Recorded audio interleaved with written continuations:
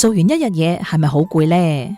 做嘢做到我真係身心好疲累啊，冇方向，冇力行落去啦。唔使愁，商福與你飛越職場，關心你嘅身心社靈，日月陪你一齊行，加油，打氣。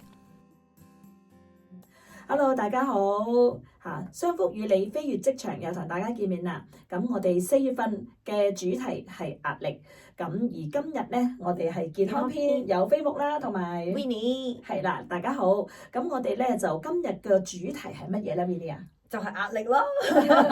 壓力嘅成為我哋個保護力，係啊，可以保護我哋。其實壓力係可以保護我哋嘅。係，我諗到壓力煲啊，咁咧而你唔想佢爆，但係咧你想壓力煲能夠，哇係可以炆到啲好好味嘅嘢食就好啦。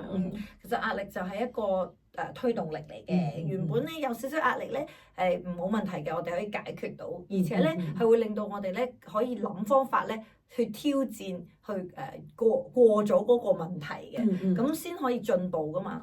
係啊，我哋咧上個月咧就講焦慮啦，今個月咧我哋講壓力，其實有冇唔同咧嚇？有啊，一啲焦慮咧就係我哋會諗定未來都唔知會唔會發生嘅嘢，係嚇，譬如話，聽日會唔會冇糧出咧？聽日會唔會冇飯食咧？嗰啲落唔落雨咧？都唔知係點解會諗咗呢樣嘢嘅。咁嗰啲係預先未知嘅嘢，而壓力咧就係你現刻已經有啲事情或者有啲嘢令到你有呢個感受而造成嘅壓力咯。發生咗㗎啦已經係嘛？譬如你咧返工俾老細鬧咗一餐，咁即時嘅壓力啊，嗰個就有即刻嘅壓力啦嘛，係咪？咁你真係會受咗你一個情緒嘅，人哋可能外間嘅環境啦，咁或者你生活上一啲過程裡面又令到你嘅壓力。但係其實咧有啲人都話啦，唔係一定有嘢發生先有壓力嘅喎，冇嘢發生都可以有壓力嘅喎。係啊，啲人話咧就其實咧就唔忙嘅一啲，亦都冇乜嘢做啊，但係都好大壓力嘅喎。冇錯啊，即係。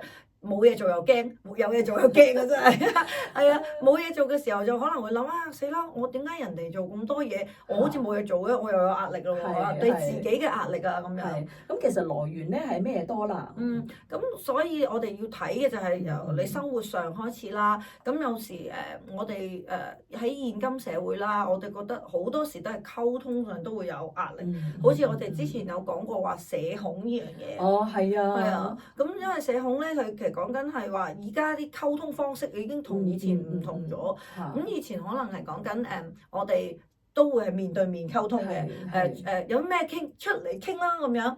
而係依家咧就唔好啦，唔好同佢哋面對面啦，我哋 text message 先啦，或者打個字先啦，或者甚至乎 WhatsApp 先啦。即係佢哋未必會想即刻面對嗰個事情或者面對嗰個人咁樣咯。同埋而家的確上咧就工作咧係辛苦咗嘅，喺澳洲咧唔同以前咧4點半再洗手，而家唔得啦。咁即係工作咧就好多時有指標啊，各樣嘅壓力係存在嘅。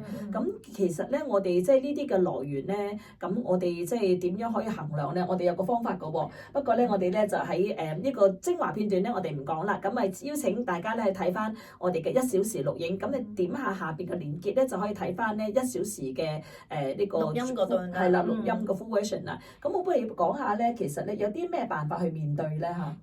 最好辦法，如果我哋陣間聽翻錄音咧，會詳細啲啦。而依家咧，我哋會先第一樣嘢就係叫你哋唔好睇手機。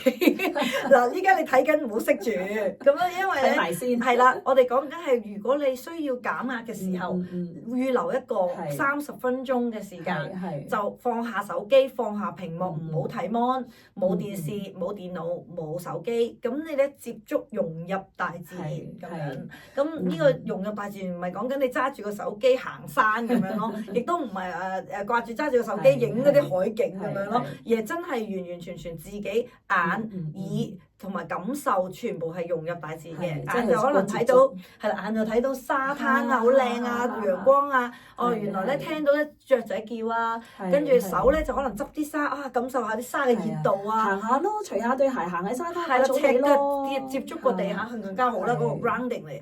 咁所以我覺得如果你融入到30分鐘，原來每日融入到30分鐘咧，你就會有8小時嘅心靈嘅健康得到啦。咁除咗呢樣之外咧，咧仲有一個減壓方法㗎喎。就係一個自我確認啦，亦都同時間咧，我哋係講緊分享呢樣嘢。原來分享咧係會令到人會得到一個滿足感啦。咁分享咩咧？就係將自己能力上可以做到嘅嘢，去與人分享，幫人啊。